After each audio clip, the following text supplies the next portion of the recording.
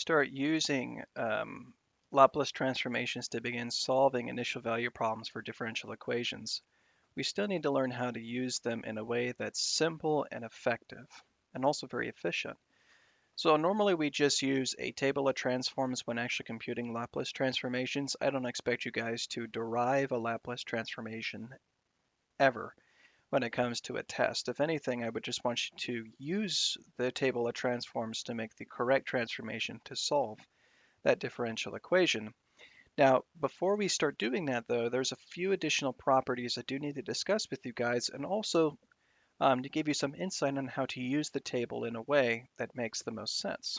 So there is a fact I want you guys to always remember when you use Laplace transformations.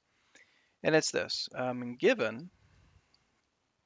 okay, given two functions, f of t, okay, and g of t. So given these two functions, then we can say that the Laplace transformation of some constant a times f of t, okay, plus some constant b times g of t, all right, this is going to be equal to a multiplied by the transformation of f of t plus that constant b times the transformation of g of t. Okay, so if you will, it appears that Laplace transformations are distributive. In other words, I could have technically written it this way, and it probably would have given us exactly the same answer. In fact, I know it would have. I could have written it this way, for example, and it means the same thing, b times g of t. And that would have given us exactly the same answer that you see above. Okay, so essentially distributive. So in other words, you don't have to worry about constants, and we don't need to worry about sums or differences of functions in taking Laplace transforms. All that we need to do is take the transform of the individual functions and then put any constants back in and add or subtract the results back up. So essentially distributive. Okay, so let's do a couple examples. I want to do a couple examples with you guys, and then we'll jump into solving an initial value problem. And I should say that these can be a little cumbersome if you're not aware how to use these tables. So I'm going to caution you right now to take careful notes as we start working through this. So suppose we want to find the Laplace transformation of the following function. 6 times e to the minus 5t, okay, plus e to the 3t, all right, plus 5t cubed, okay, minus 9. If we're to do the Laplace transformation of this, can you guess what I would do? I would say, okay, I want to take the Laplace transformation of f of t, right? And so that's essentially going to mean I take the Laplace transformation of each of those little independent values that you see being added and subtracted, right? So I'm going to take the Laplace transformation of this.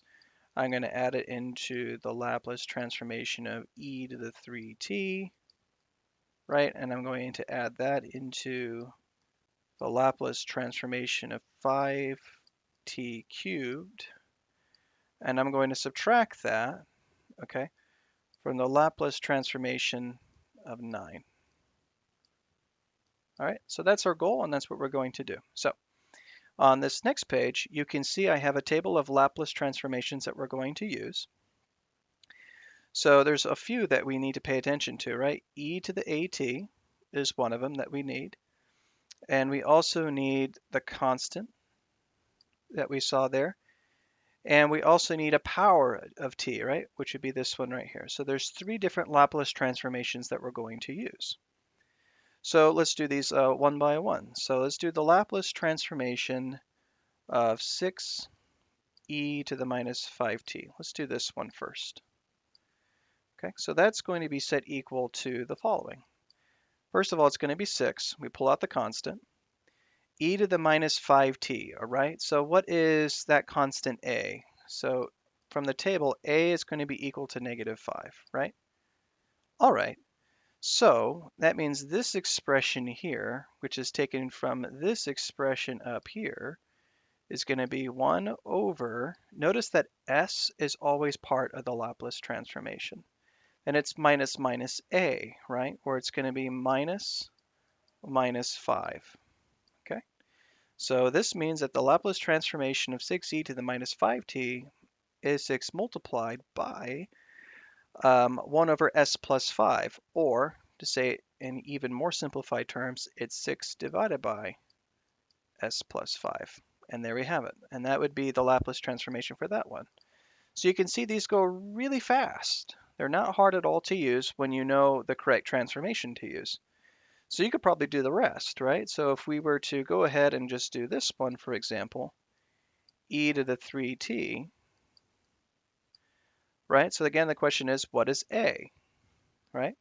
Well, this means a is equal to 3, based again off that table. So this implies we have 1 over s minus 3, right? It's taken straight from the table and just plug it right on in. And then the next one. Now this is different. It's the Laplace transformation of 5t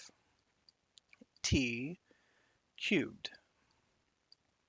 All right, so again, we can pull out the 5. And then how do we do a Laplace transformation of t cubed? Well, all you need to know is what n is. In this case, it's what the power is. So here, n equals 3.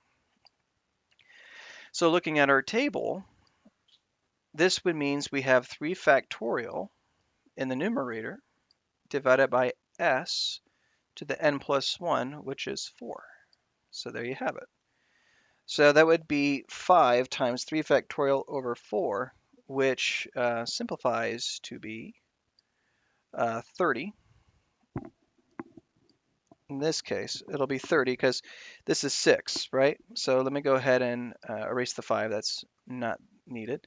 It'll be 5 times 6. That's 30. Get my pen back here. And this is all divided by s to the 4th. All right. Then we just have one more to do, which would be the constant, right? And that one's the easiest because that's just a Laplace transformation of minus 9, right? Well, this is equal to minus 9 Laplace transformation of 1. And so directly from the table, that's just going to be 1 over s. So it's going to be negative 9 over s. Not too bad. And so your final answer, all it's going to be is the addition of all these transformation results added into one another. And that will be your solution. Okay? You would just add them all together. This one plus this one plus this one plus this one. And that's it. And that's how you transform any expression like that. So I have another example for you guys that uses trigonometry. This one is going to be g of t equals, well, let me write it down. G of t equals 4 times the cosine of 4t,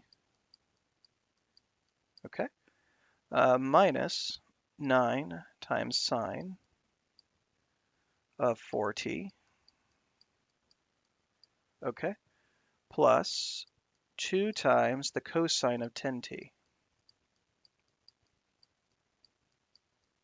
All right, so I'm going to end the video here, but what I recommend for you guys is try to do this yourself.